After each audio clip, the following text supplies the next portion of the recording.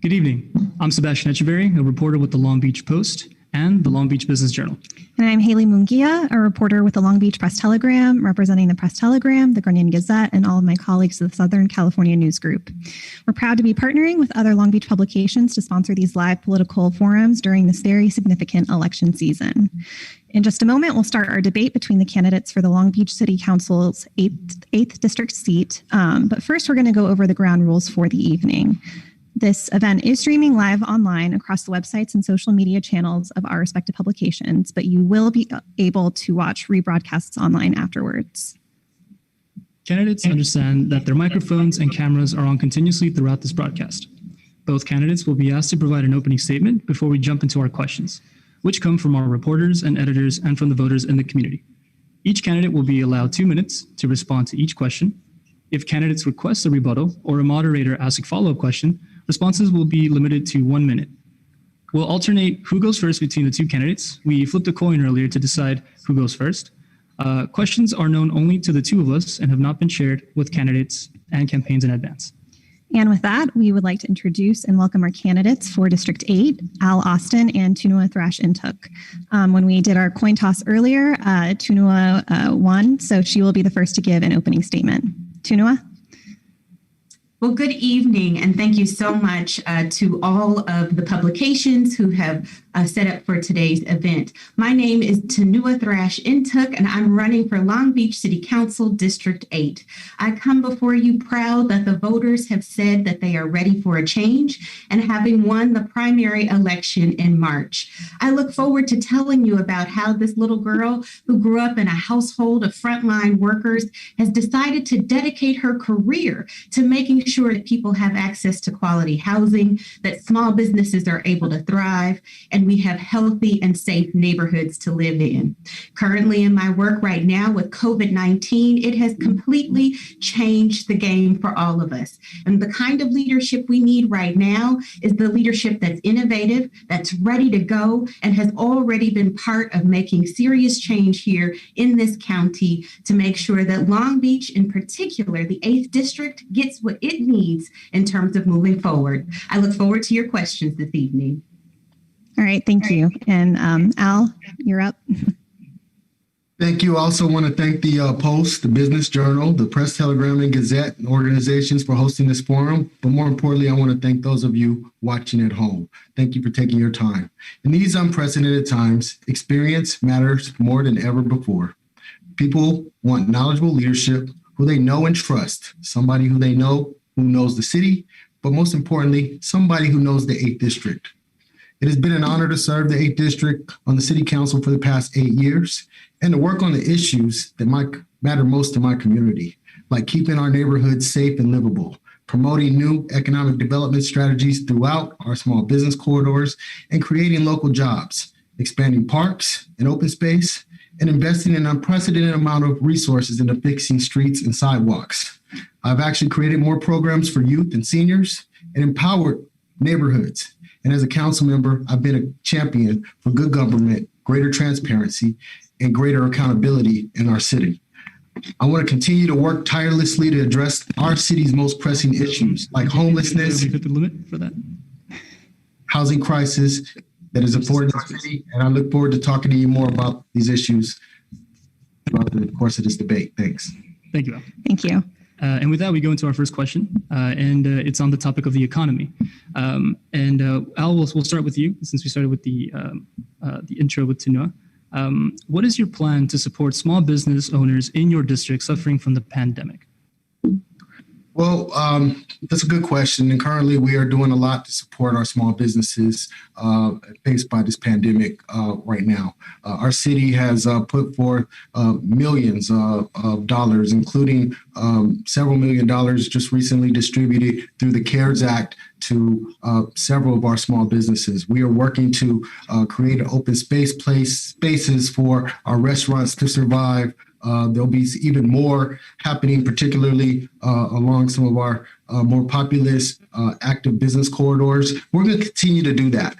We need to be innovative and creative, and we need to be resilient as a city and as businesses. And so I believe that our city is working very diligently with our economic development department, but also through our council offices to support our small businesses. They are the core, they are the heart of our community, particularly in the 8th District. They have my full support. We recently awarded our business improvement district, I think about $114,000 to assist with the needs in the community, and that's far from short. That's short of what we need. We were really hoping for a stimulus package to be passed in Washington, D.C. in the HEROES Act to provide more support for our small businesses and more support for our local economy, families suffering, but unfortunately that is in gridlock in D.C. So what we're doing on the local level, we're doing as best we can to adjust, to adapt, but also utilize the resources that we have available to help our small businesses. And they are the lifeblood and heart of our district. Thank you, Tunua. So we know that our small businesses are so critical in our communities. And when this pandemic hit, we know that small businesses had, many of them, less than 13 days cash available. So they're way past that in terms of this pandemic. I immediately got to work walking the streets in the 8th District and talking to business owners to try and understand what their plans were. How were they going to weather this storm? Were they aware of resources that were available to them? I then made sure that I educated myself about the resources that were out there, including federal resources, becoming someone who people could turn to so that they would know how to make sure they could get the cash that they needed in order to keep their business open from federal resources. I then moved on to making sure that some of the immediate relief that small businesses needed, that we began to design programs that were super accessible so that small businesses could gain access to grant dollars and to get them right away and to have as few barriers as possible to being able to get those funds. So I did that. And right now in the County of Los Angeles, I'm helping to move more than $100,000 in grants, $100 million in grants to small businesses and nonprofits.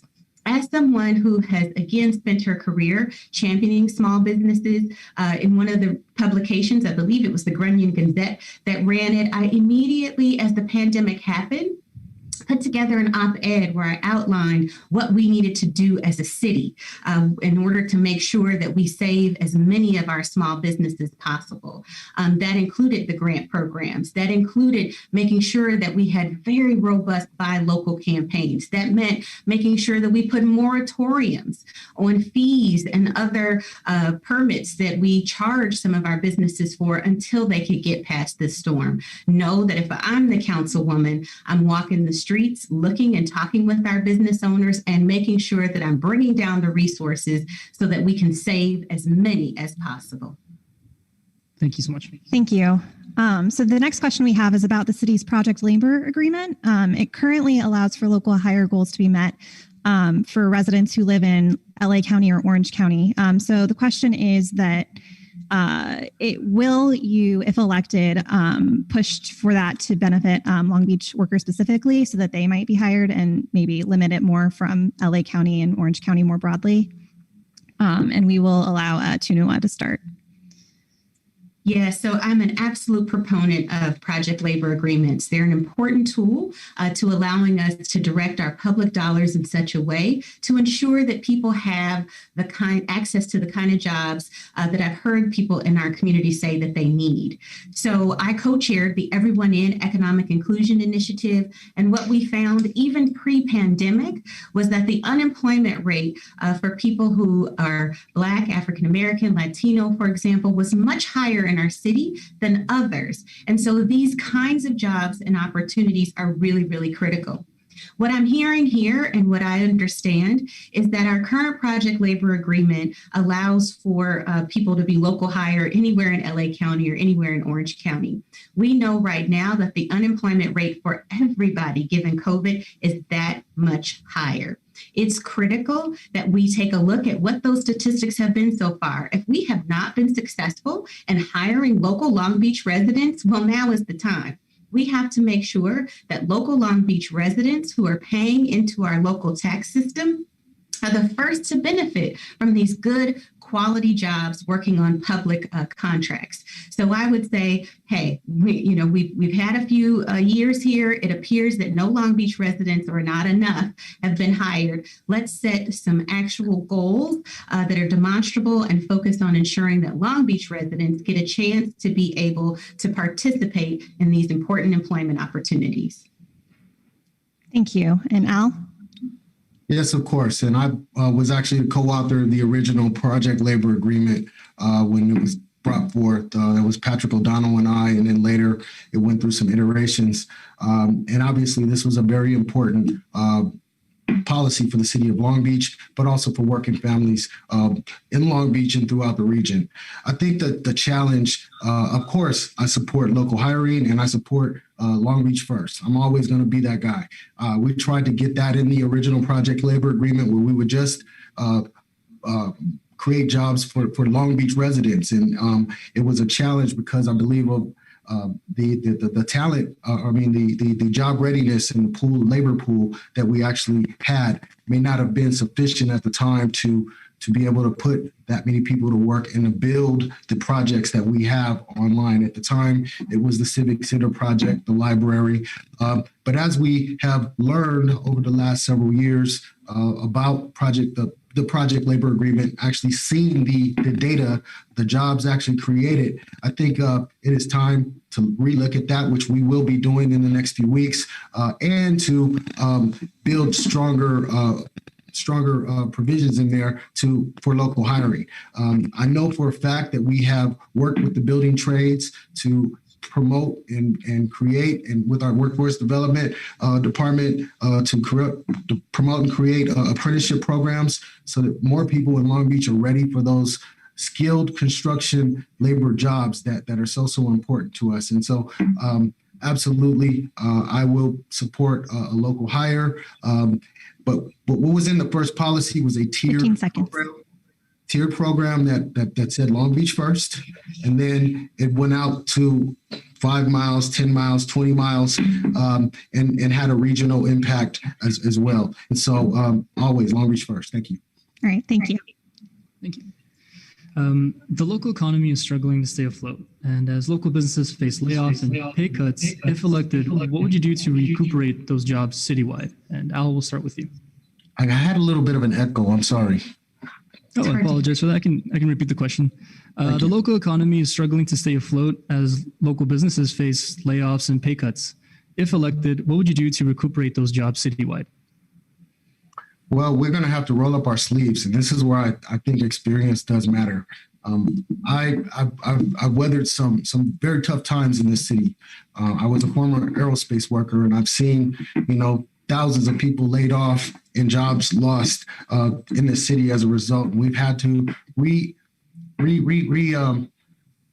redefine ourselves in the city and workforce as a city in many ways. I think there are some opportunities, new industries, new opportunities in front of us.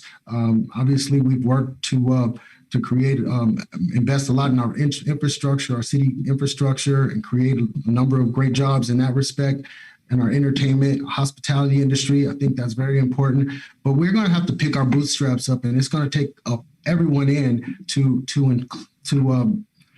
get us back to where we need to be. Obviously, our economy is suffering, but Long Beach isn't alone in this. This is a county, this is a state, this is a national challenge facing us. We are going to need stimulus from Washington, D.C., and we're going to have to invest those resources wisely to get back on track.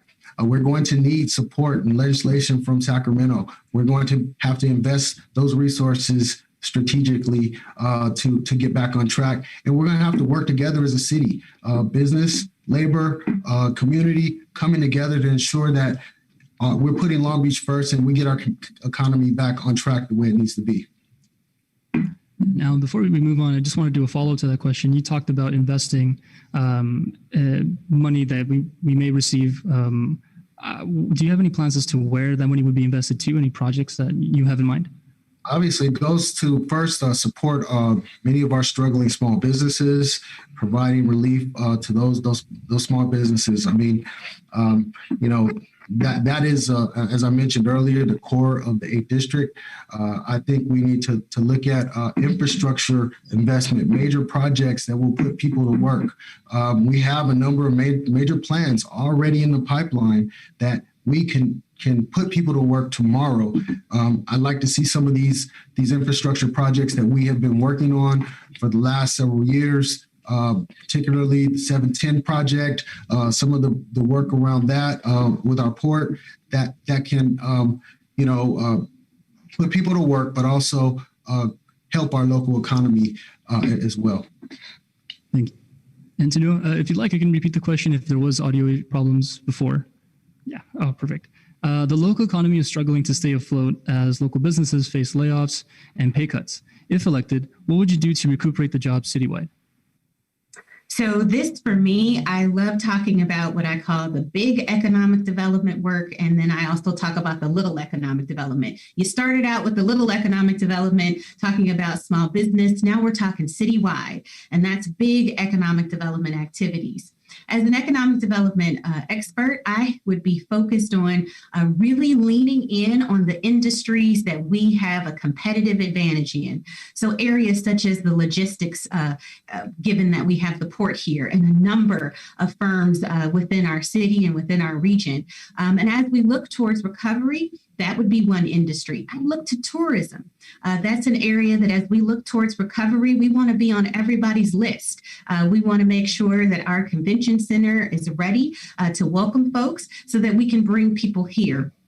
Part of what I would do as well would be let's bring those industries into conversation and let's figure out what they need in order to grow jobs.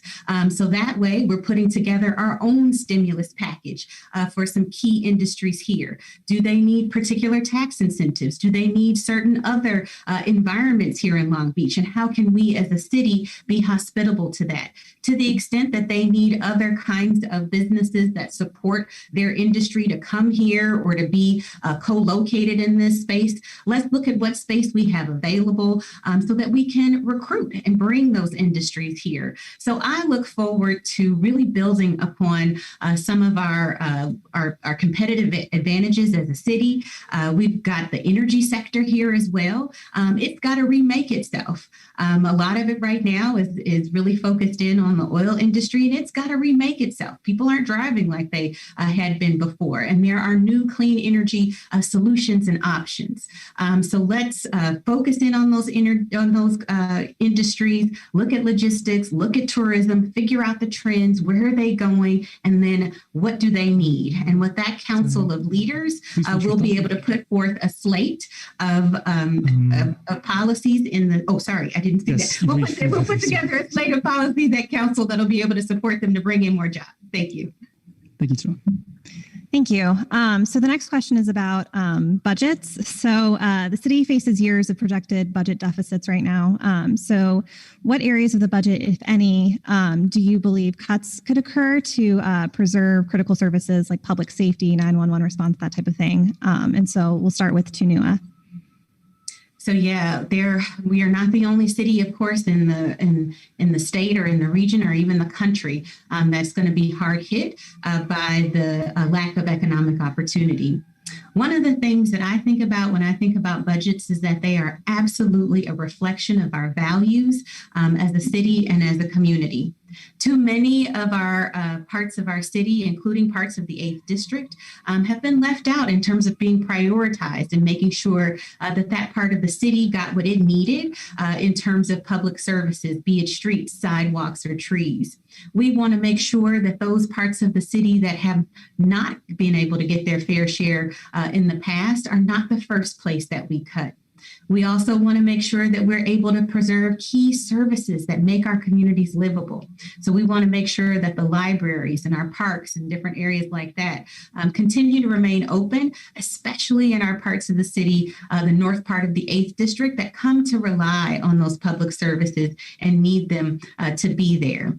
When it comes to looking at this budget, we've got to look at the entire budget. There is no department or no area that is off limits. Everyone will have to figure out how we're going to decrease the budget and make sure that every division is part of that. First and foremost, when you're balancing any budget, just like I do on a regular basis with multi-million dollars, you start with the things that would be nice, but you don't have to have. So, there isn't travel. We may not be part of certain associations. We may have to make other cuts to various departments in order to make sure that we, again, are able to preserve some of those quality of life areas in the parts of the district that have not been able to move forward with that.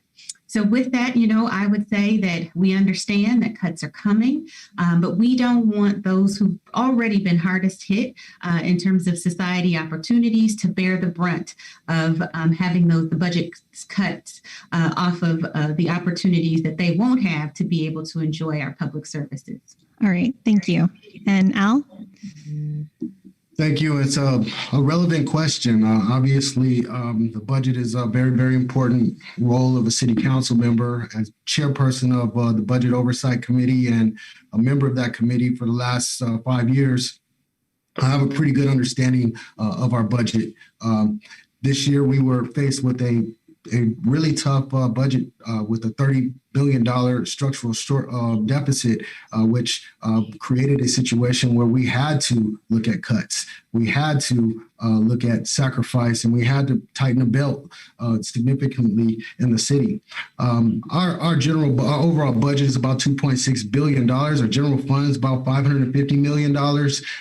And so every department had to take a 4 to 5% cut or realize those kind of savings to help us get where we are. We've asked city employees, and they've agreed to take 26 furlough days, which is painful to many families, but there is a shared sacrifice from everybody at City Hall to understand that to continue to deliver the services that are important to the residents, to continue to keep our city in operation the way we expect it to be in operation.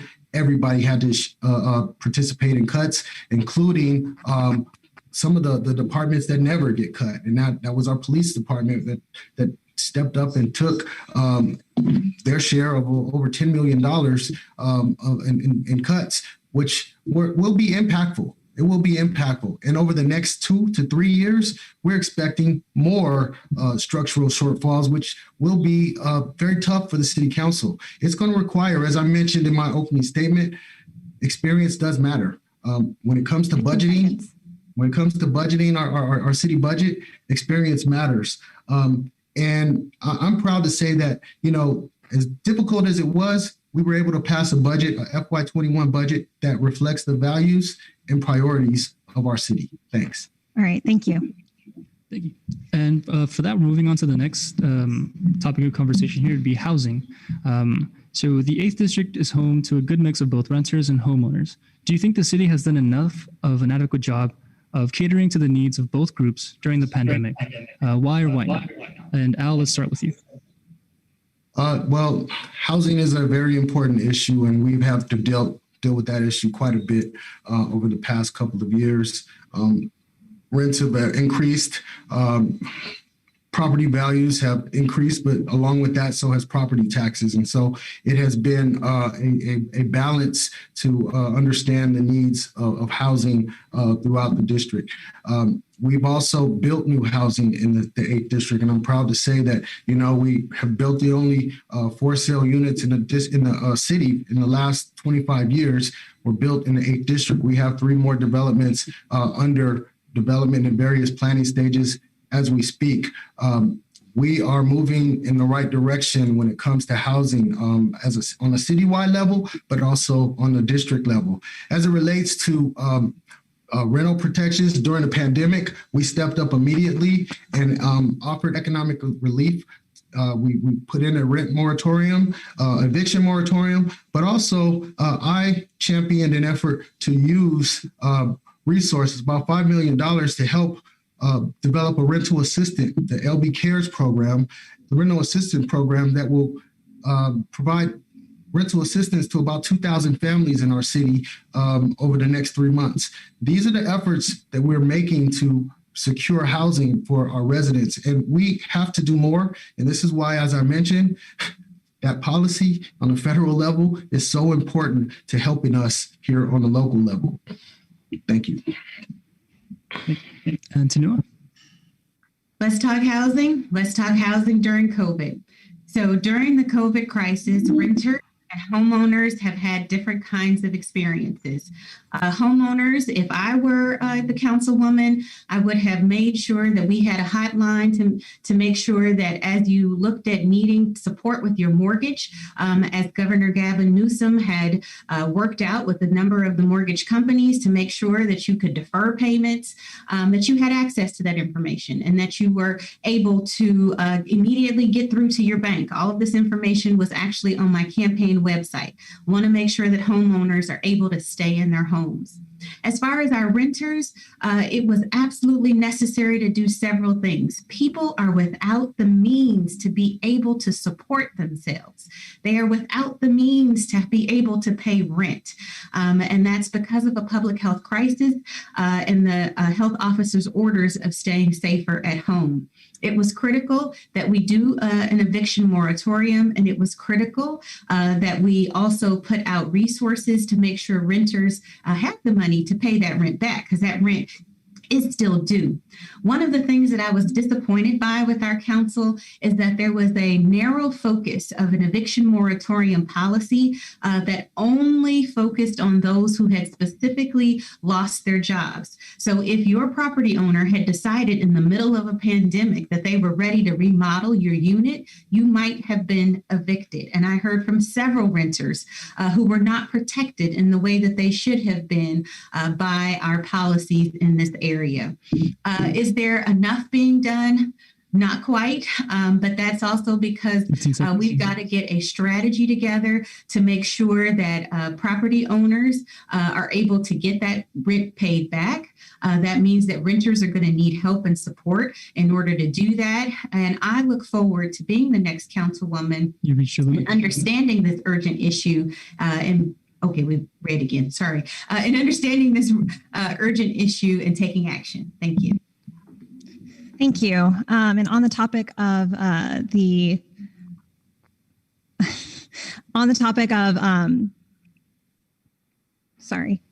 benefits for renters during the pandemic, the state's eviction ban currently lasts through February 1st. So what can the city do to prevent mass evictions of renters at that point? And we'll start with Tunua.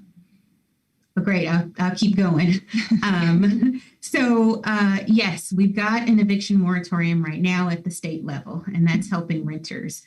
But it's, potentially going to be lifted in February. One of the things that I'm going to be looking at is where's our economy and where are opportunities for people to be able to support themselves. Do we have enough of an economy? Have the public health orders been lifted to a point where people are actually able to move forward and support themselves? If that's not the case, we may need to ask the state. We've got to maybe continue the eviction moratorium. Again, that doesn't mean the rent isn't due. That doesn't mean we don't make sure that we get help for those property owners who are not able to evict because of COVID-19. When it comes to thinking about what do we do in the run up to February, if we are not successful in having an economy that's open and we're not successful in getting the state to continue with that eviction moratorium, we could consider here in Long Beach extending that. But really, in addition to that, we want to make sure that we're setting aside some level of resources and creating a hotline in a sense and trying to do some triage to understand who is at risk of being out on the street because they've been evicted. We already have a pre-COVID homeless crisis that is of epic proportions. And so we've got to get this hotline together as quickly as we can, if all else fails, to understand which families could potentially be out on the street if an eviction moratorium is lifted. Thank you. And Al? I think that's a good question. And I can just say that, obviously no one has a playbook and nobody has the answers to how to deal with a pandemic. This is a first. These are unprecedented times. And I think our city council, me as a city council member, we have done all we can to inform, but also to adapt to our crisis and situations with the policies, but also actions in the district. If there's anything predictable about COVID-19, in this pandemic is that it is completely unpredictable. And so looking forward, when we're talking about an eviction moratorium, I don't want to commit to extending anything because I want to evaluate the situation when it is before us. Obviously, we want to prevent people from losing their housing to the best extent possible. We want to do that, period.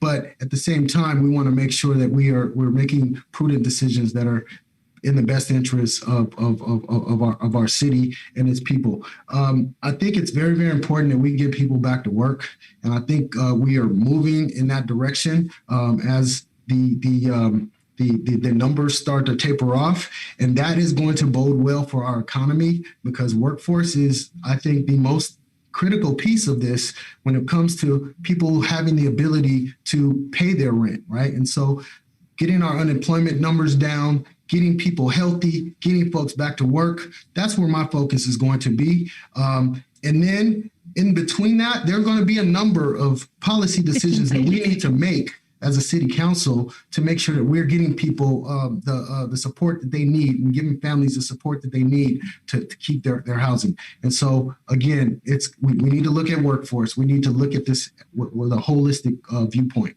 Thank you. Thank you. Thank you. So Long Beach saw a 7% increase in homelessness in this year's homeless count before the pandemic. And officials believe that the pandemic problem can get even worse.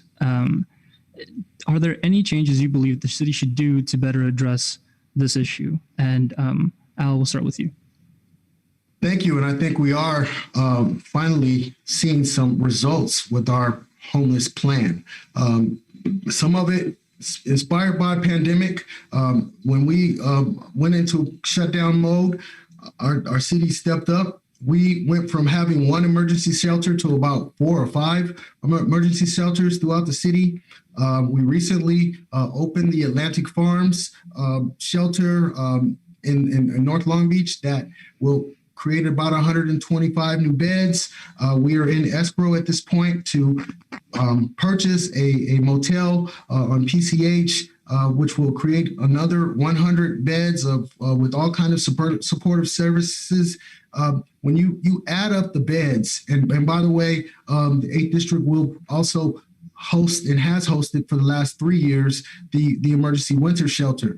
We are now building our bed capacity in the city of Long Beach, and that took years of strategic planning, but also acquiring resources that, as chair of the State Ledge Committee for 4 years straight, I lobbied tirelessly in Sacramento to bring in those resources. I want to say that we brought in close to $30 million from the state of California within a 3-year period, directly to go toward building the infrastructure to deal with this homeless crisis. We're starting to see the fruits of those labors. We're starting to put those resources and the resources that we receive from County Measure H to work. You're starting to see that happening in the city of Long Beach, but we still have a long way to go. We're in a place where we are providing hundreds of beds. You know, we need probably several hundred more beds, and I'm committed to working on that over the next 4 years. Thank you. Thank you, Al. And a follow-up to that question, I know there's a lot to talk about investing in the infrastructure for homelessness with shelters. Is there any plans that you have or projects planned for outreach to actually going out and providing outreach for individuals that are experiencing homelessness? You know, I really appreciate that follow-up question because our outreach capacity has to expand. And I've talked about this. I've advocated with this with our health department, and I plan on getting something done here. We have an interjurisdictional task force with LA County, the Union Pacific Railroad, MTA, Caltrans, and obviously the city of Long Beach, where we are doing outreach and cleanup of encampments along our railroad tracks and along the LA River, these areas are unique to the 8th District, but also we're working feverishly with our community. I think if we are going to really have an impact in getting people the services and help that they need regarding homelessness, it's going to require a full court press. And so I'd like to have a core of volunteers who are trained in our community to help with that homeless outreach work. We know that it takes up to 12 to 17 contacts to get somebody to get the service. So thank you. I'd love to talk more about this issue. Thank you. And Tunua? Just before I answer the question, I do want to note that the councilman's been given 2 opportunities to be able to have follow-up questions. We're about halfway through, and I have not had that opportunity. So I look forward to being able to be asked such a question in that way. Mm-hmm. I did was prepared to give you that follow-up as well. But if you can continue with the first question, then we can get to that. So the first question is about the 7% increase in homelessness. That count was done in January of this year, and it was finally publicized in June. We know that that number is going up, and we know that it is probably likely to be worse because of COVID-19, given that most families were already a paycheck away from being homeless. What I'm disappointed by when it comes to this council is that time and time again, leading up to that 7% increase in homelessness, is that they have missed the opportunity to put forth a strategic, comprehensive plan on what we're going to be doing in this city. I'm not interested in itemizing out what might happen here, what might happen there. We need a coordinated, comprehensive strategy where we are ensuring that we have one person or a group of folks specifically within the staff who are focused on homelessness every day. I have extensive experience with financing affordable housing every day.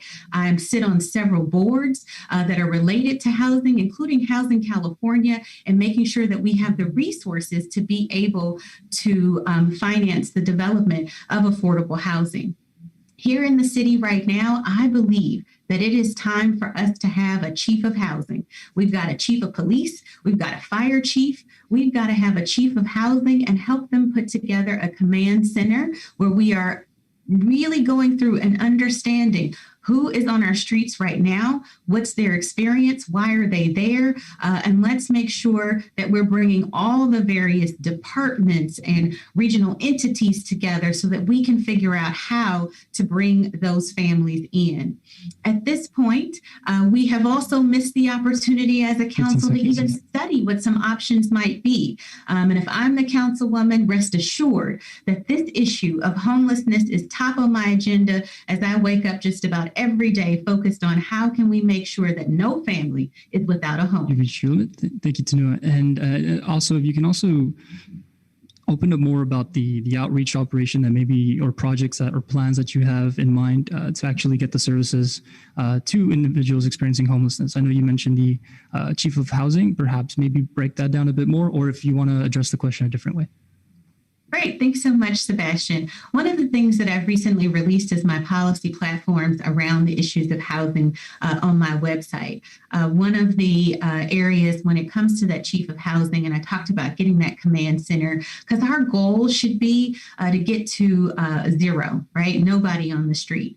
But in order to do that, we've got to have an outreach team that is on a regular basis, understanding who everybody is by name, by issue, by need, so that we can connect and really lower whatever those barriers are that are keeping that individual from being able to come inside. It could be as simple as they need somewhere to go with their animal, and maybe we don't have that particular kind of bed available at this moment.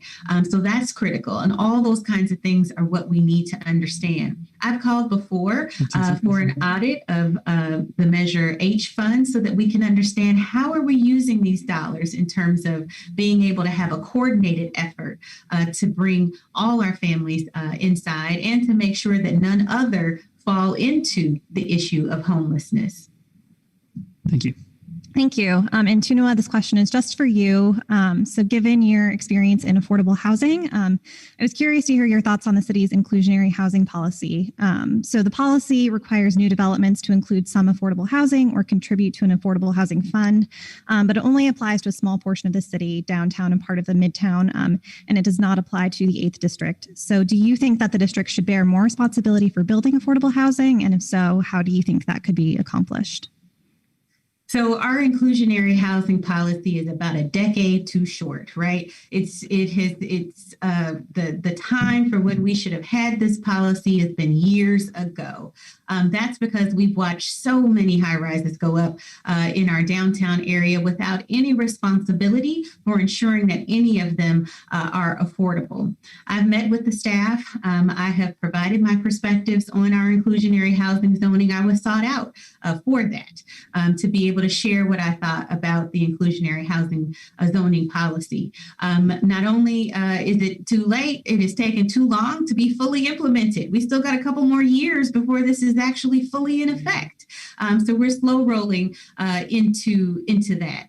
As far as what parts of the city, while I do believe that every part of the city should take its fair share, I recognize that there are parts of the city that just aren't as hot of markets with what we say in real estate in terms of building housing. But know that while there might not be a requirement for the 8th district, if I were the councilwoman, I'd be making sure that whatever came to our district did include affordable housing. We don't want to miss the opportunity to do that because that's what the community is calling for. I've walked door to door in the north part of our district, and so many families tell me how things are very difficult and how they don't want to end up homeless.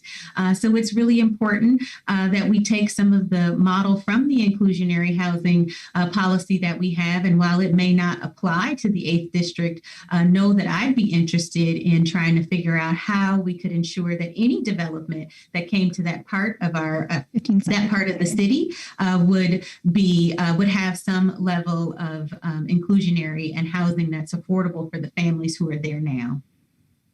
Thank you. And Al, this question's for you. State legislation passed to protect homeowners and small landlords during the pandemic requires mortgage services to provide a written explanation if a forbearance request is denied for those who own properties with 1 to 4 units. Do you feel that legislation offers enough protection for homeowners right now? If not, what could the city do to build on that?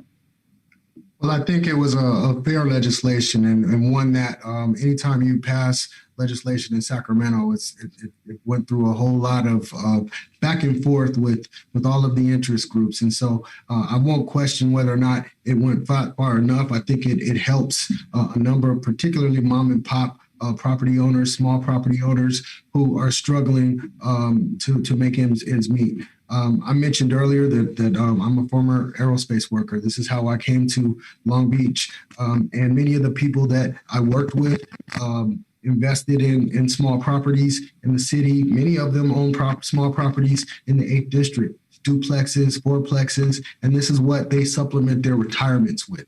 And so I think that policy to provide relief to those property owners was very important, but also that translates and helps the tenants as well. Yes, I think it went well. I'd like to just if possible, and use the rest of my time to respond to an idea that was thrown out. This idea of a chief of housing is interesting. When we mention a $30 million structural shortfall, my challenger is talking about adding a couple of $100,000 to a management structure that is not doesn't go anywhere to help our outreach efforts. We currently have a deputy city manager who is specifically assigned. She came out of the health department, who is specifically assigned to be the housing czar and to deal with homelessness in our city. And so I think you can call it whatever you want, but it's important. The functionalities of the positions are more important than anything. And I will just say, we do have a plan. We do have a strategic plan, and we're working that plan here in the city of Long Beach along homelessness. Thank you.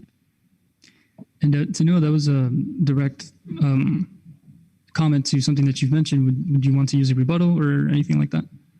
I'd be happy to. I think one of the things about running for office is that you raise the level of conversation and you make people think about what should be happening within our city in a coordinated and strategic way. Frankly, before I started running, I did not see and still have not seen the kind of leadership that I think we need on the council on this topic. Not only is it critical to have that command center so that we can coordinate with the county and other local cities and within our own departments so that we know exactly what are our goals here. I haven't seen that. I haven't seen us really be able to lay out how many people do we expect to have off the street next month? How many people the next month? How many people are we going to help make sure they don't fall into homelessness? Those are the kinds of things that I'm talking about. An effort that is sustained, that is coordinated, and that is clear, and that I would expect as a councilwoman to get a report on every time we meet. Thank you. So now we're going to move on to questions about police reform, which is an important issue for a lot of voters in the district and Long Beach in general. So first of all, what do you believe needs to change, if at all, with policing in Long Beach so that people are safe and feel that they are being treated equally? And we will start with Tunua. So this is an increasingly question that I'm hearing from voters as I'm having teas with Tunua and talking with them more and more as we get closer to Election Day. One of the things that they're drawn by is that they have seen that I have taken the no cop money pledge. What that says to the voters of the 8th District as the only candidate, as the only even potential elected official within the city to have taken that pledge is that I am ready to have the hard conversation about accountability and the need to have someone on that council who can be independent.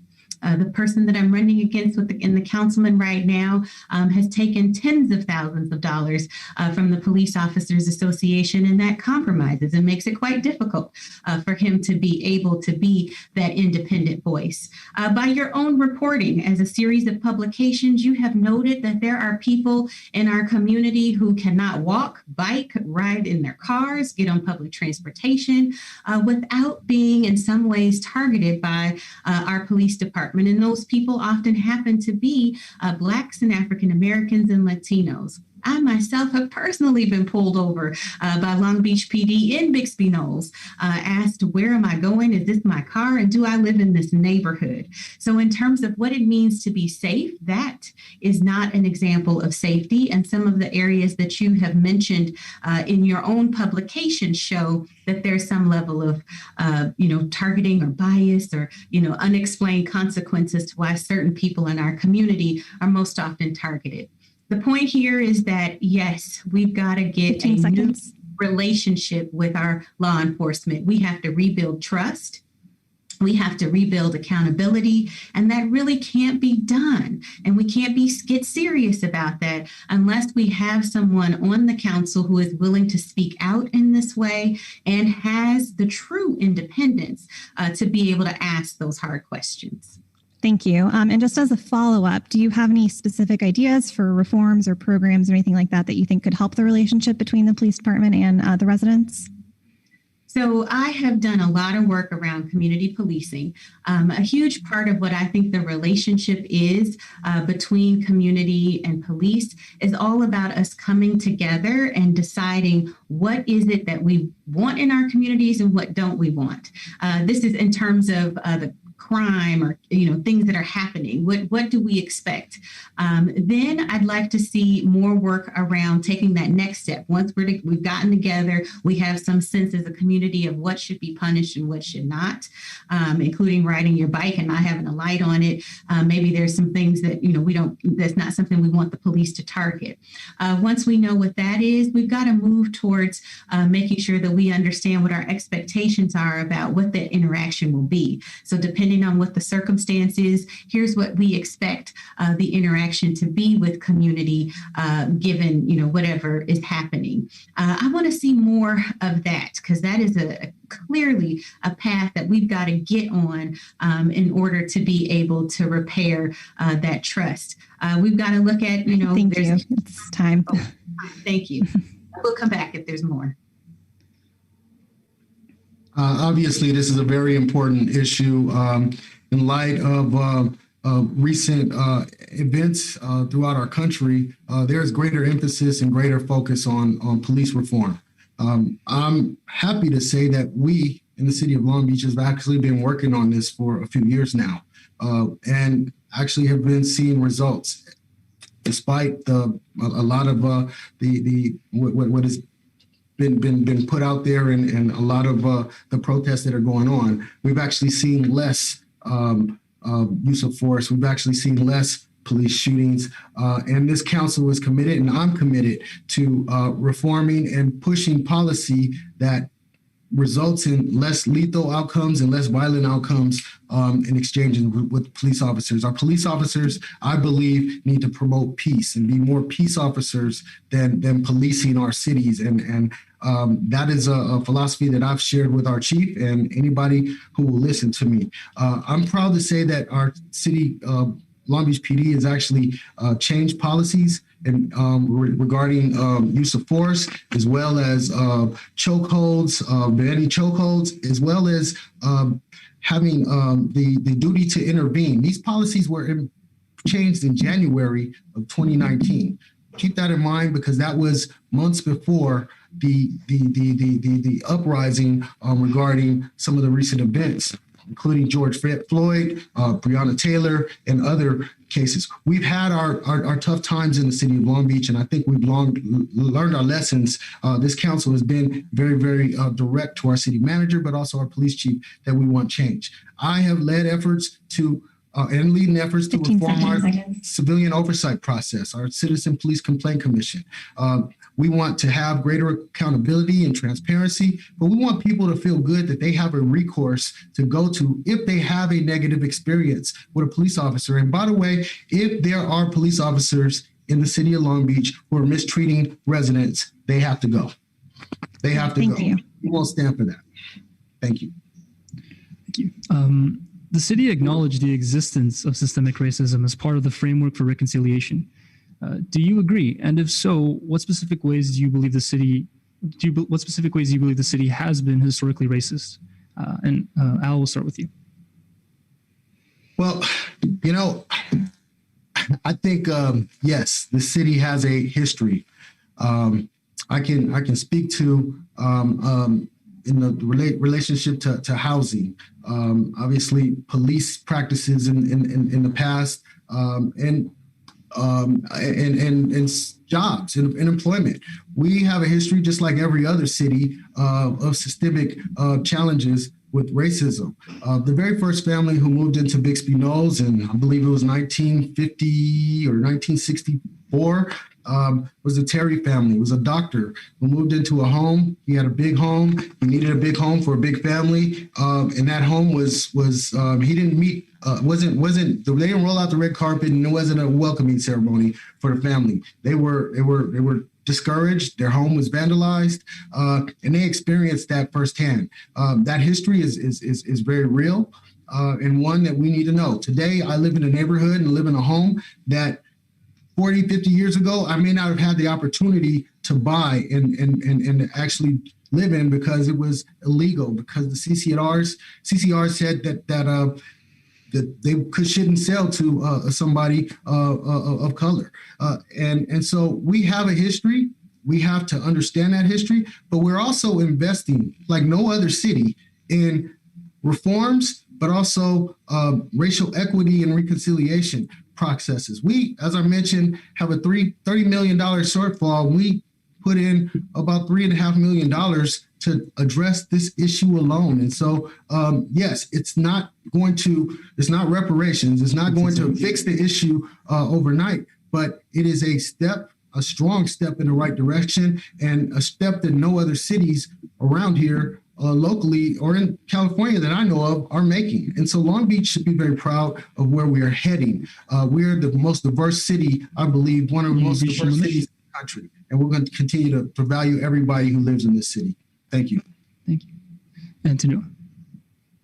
Well, certainly, Long Beach has not existed in a vacuum. So yes, we have been a city that has suffered as a result of historical systematic racism. What I will say is that when I was the co-chair of the Everyone In Economic Inclusion Initiative, you can decide for yourself whether it's racism or whether it's something else.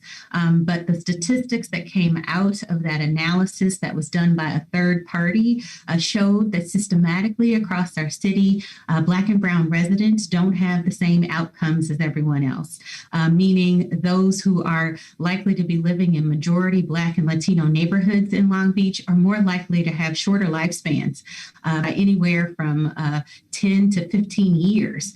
Their lives are shorter. As a result of redlining, back when we started having our redlining maps, these are the maps that insurance companies use. So many of the folks now in Long Beach are renters. Nearly 75% of African Americans who are in Long Beach are renters only. We also know from that work that no matter what level of education you have, whether you have a master's from MIT like me or a UC Berkeley degree, no matter what education level, Blacks and Latinos earn $5 less on average in their income. And you ask, why is that the case? Why can't they access those opportunities? And let's not forget about the fact that we have a health department, and our health department knows that Black infants are folks that we have to take good care of, because for some reason, Black women are having low birth rate, early term babies. And studies have shown it is because of racism and its impact on one's physiology. So while we, might debate, this is not one person's issue, this is all of our issues, because we don't want any part of our community left behind. The statistics show that other than melanin alone, there really aren't any other reasons as to why people in our community are not able to thrive like everyone else. Thank you. And Tunua, this one is another one just for you. So you mentioned before that the city needs to look at cutting across the board, including public safety. So what would that look like, and how would you balance addressing police reform and ensuring that public safety services are sufficiently funded? What's interesting is that I think they go hand in hand, right? So I think that police reform, as well as potentially looking at some cuts to the police department, go hand in hand. I am very interested in making sure that our police are not out there responding to someone who's in a homeless circumstance. I don't really want our police responding to someone who is solely having a mental episode and needs additional or different kind of services. I want to find ways where we do not have someone with a badge and gun coming out for disturbances that could be mitigated with other kinds of professionals who are trained in those areas and can de-escalate in a different way, in a way that is medically appropriate for the circumstance. Those individuals might just be a little less expensive than some of our police officers. So that's a level of reform. Let's figure out what part of the policing world that we expect police to do right now that is not fair to ask them to do, that we should have other social workers, public health, and other medical support teams coming out to be able to assist in certain circumstances. That is absolutely critical. As we think about what makes a neighborhood safe, we know from studies that just having police is not making everybody safe. So we want to make sure, to the extent that we are cutting potentially in the police budget, that we are investing in things that actually make our community safe. Let's get some activation in our commercial corridors in the north part of the district that are without that activity. Let's get eyes and bodies and commerce on the street. 15 seconds. So that we have a way of doing that.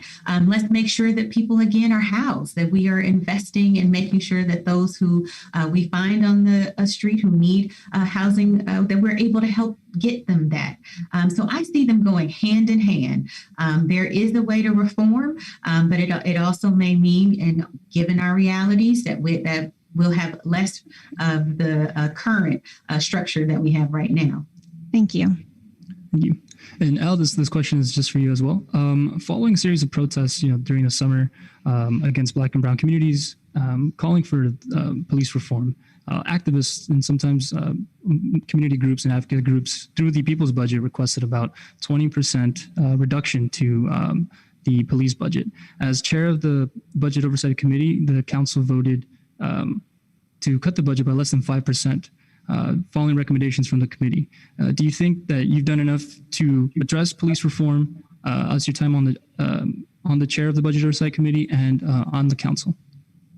You know what, I've got to say that, yes, I stand by the decisions and the work of the Budget Oversight Committee and the decisions that was 9-0 appointed, voted unanimously to approve the budget by the city council. The reality is that crime is still occurring in our city. And until we get an answer on how to reduce crime, we have to keep our communities safe. I hate to say this, because I love our city. I want to see our city thrive. And I get really defensive when people talk negatively about the city of Long Beach. But the reality is that we have shootings just about every night in our city. We have stabbings. We have other violent crime. We have human trafficking. We have illicit drugs being trafficked throughout our city. And we have property crimes that are actually on the rise. Our residents do not want to tolerate that. And I think it would be irresponsible for the city to, as a council, to take an irresponsible move to cut our public safety by 20%. That's an egregious number, but it has major impacts. It looks great on a pie chart on in front of you. I mean, if you can shift money from this to that, that's great, but it has real impact on services, deliverabilities, but also lives and careers as well. And so we have to be very, very prudent about how we do this. I mentioned earlier, we have a $30 billion structural shortfall this year. We knew that their cuts were coming before May 31st, right? 15 seconds. We knew that the cuts were coming, and unfortunately, unless we turn our economy around, there's some drastic turnaround in the next several months. We're going to be looking at cuts in the future as well. But we have to be smarter, wiser, more strategic with our resources as we move forward, and we're actually doing that as a city. I plan on doing that in my next 4 years. Thanks. Right. I was just about to say, as we're entering we're coming down here to the end of the debate. I do want to select one random question, but I think given the implications of it, the COVID-19 is still around. It's still in our communities. I wanted to ask the members of the board of Long Beach. Members of the board of the Long Beach Department of Health and Human Services have recommended that Long Beach enforce its mask mandate with fines. Would you support that type of move? Why or why not? And Tunua, we'll start with you. So are you talking about for small businesses? I believe it's for residents. All right. So first of all, wear a mask. I have absolutely promoted that. I have my mask right here. It is really critical that we follow the health orders. One of the things that we want to make sure of first and foremost is, does everybody have the resources to be able to have a mask, right? I don't want to start handing out fines and we have not handed out masks.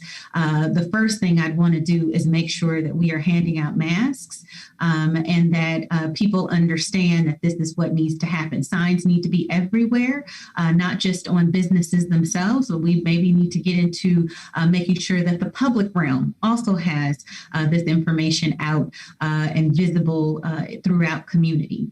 So my initial reaction is, I want everybody to wear masks. I know it's necessary in order for us to get back to normal as quickly as we can. But before we hand out citations for not wearing masks, I would expect that we are handing out masks to make sure that no one is left behind because they don't have the resources to have a mask. Thank you. And Al?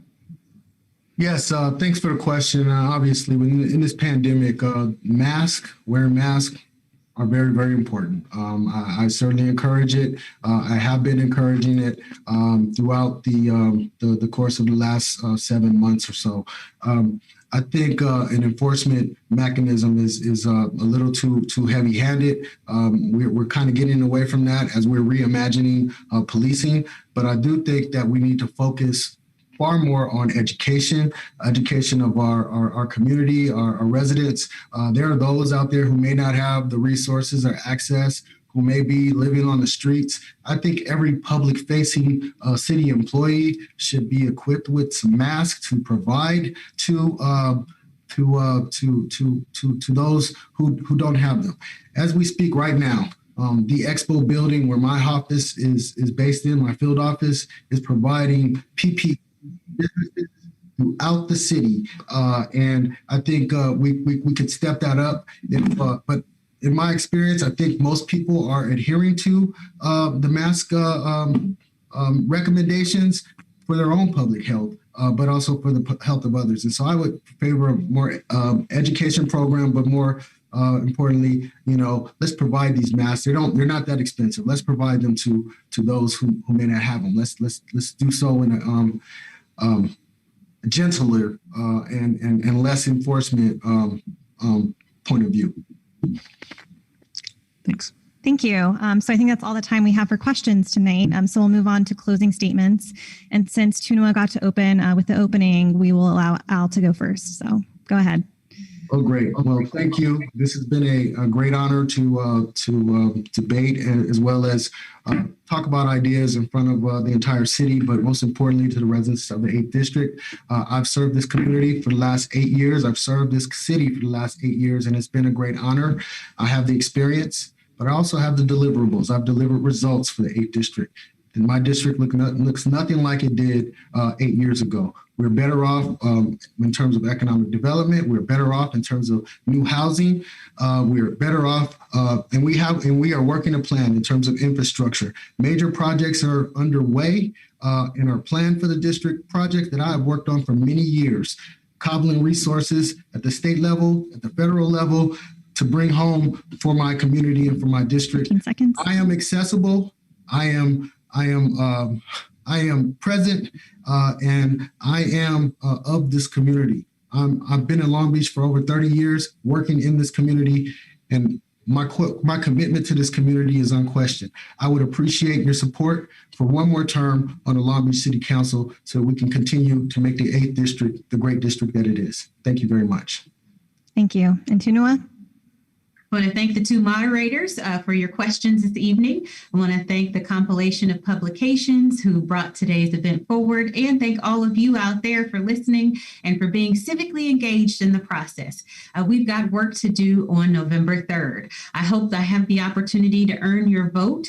Right now, what we have before us is an opportunity to have a council office that wants to hear from you, that wants to engage, that wants to build on the civic activity of our community, and really make sure that we've got even more and stronger neighborhood associations. This work is not just done by one person, it is done by the entire community. I ran because I'm no longer waiting on things. I don't want to wait to see what's going to happen or think that things are just being worked on. Our homelessness crisis is getting worse. In January, we had a 7%, and we know with COVID-19, we have to have a leader who is more creative and more ready to step up and make sure that we have what we need in the 8th District. I'm Tunua Thrash-Ntuk. I hope you'll vote for me. All right, thank you. So we would like to thank both of our candidates, Al Austin and Tunua Thrash-Ntuk, for being with us tonight, and for all of our viewers who tuned in. And don't forget that we still have 2 more debates planned for next week. On Monday, we'll welcome the candidates hoping to represent the Long Beach Unified School District's Area 2. And on Wednesday, we'll welcome the candidates running for Long Beach City College District's Area 4 seat. So for tonight, I'm Haley Mungia. And I'm Sebastian Echeverry. So thank you and good night.